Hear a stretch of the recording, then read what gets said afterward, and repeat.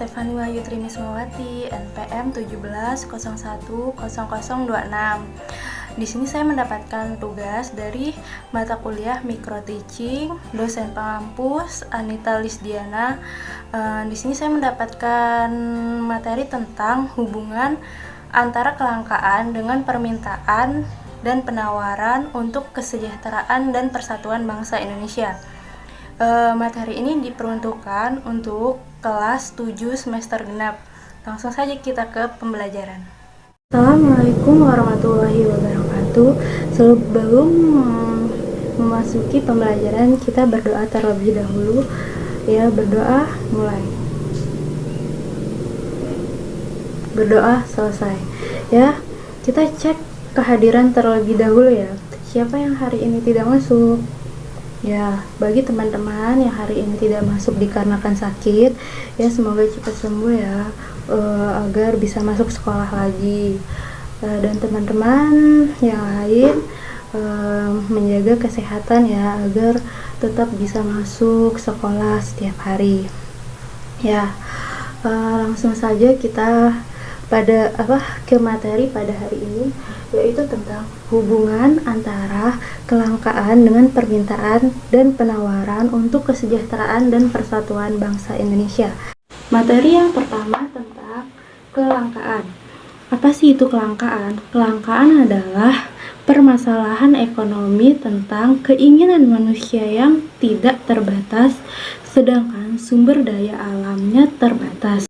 Kelangkaan ini muncul karena orang yang ingin lebih banyak memiliki barang atau jasa dari sumber daya yang ada. Nah, di sini Ibu memiliki beberapa contoh dari kelangkaan. Ya, yang pertama, nih, warga yang sedang mengantri LPG. Ya. Yang kedua, warga yang sedang mengantri air bersih. Yang ketiga, air bersih juga ya, warga sedang mengantri air bersih. Nah, ketiga contoh ini adalah salah satu contoh dari kelangkaan yang terjadi di sekitar kita ya. Nah, dapat kalian pahami ya dari ketiga contoh tadi. Selanjutnya, faktor-faktor penyebab kelangkaan. Itu yang pertama, perbedaan letak geografis yang menyebabkan sumber daya tersebar tidak merata. Contohnya itu seperti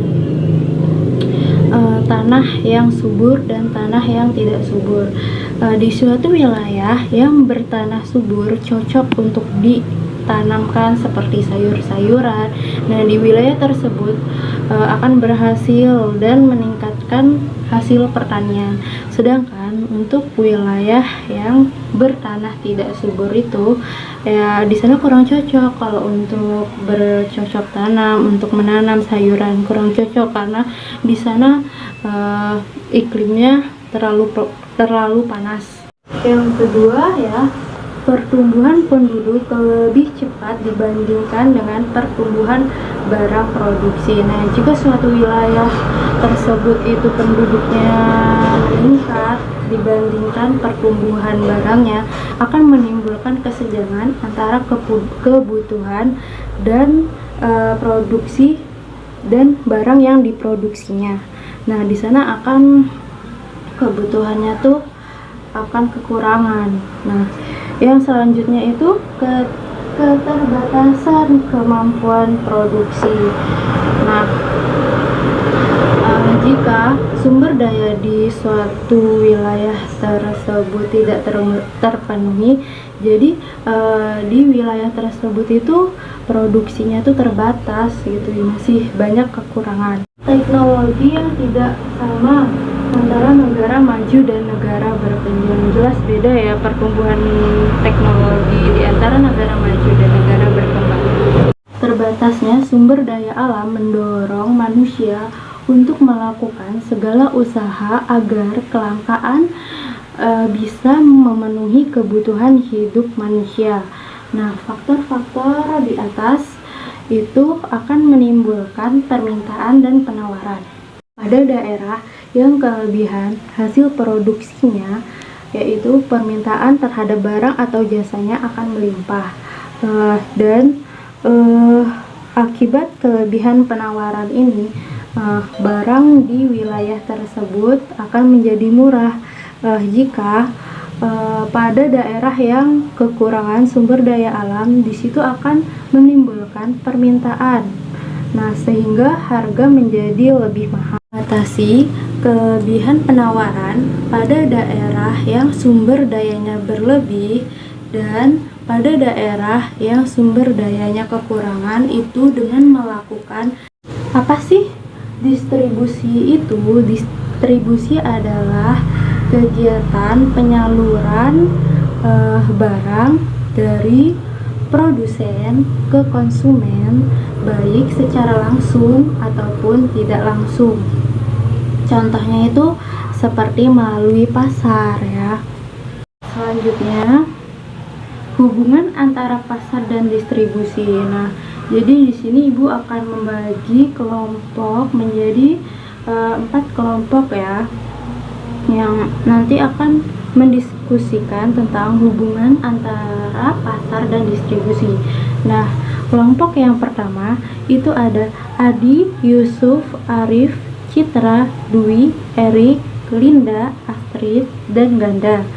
Kelompok yang kedua, Leni, Lilis, Lutfi Apriansah, Lutfi Bayhaki, Lulu, Afif, Akmal, Nafis. Nah, kelompok yang ketiga, Neksa, Nuni, Ifah, Putri, Yoga, Repi, Hasan, dan Rika. Nah, untuk kelompok yang terakhir, Rona, Ulfa, Diana, Titi, Yudo, Yulia, Rio, Nanda. Jadi itu tadi nama-nama kelompok yang udah Ibu bagi. Nah, berhubung pada pagi hari ini pembelajaran kita akan berakhir. Nah, kita lanjutkan diskusi pada pertemuan selanjutnya ya. Nah, itu tadi ya pembelajaran kita pada pagi hari ini.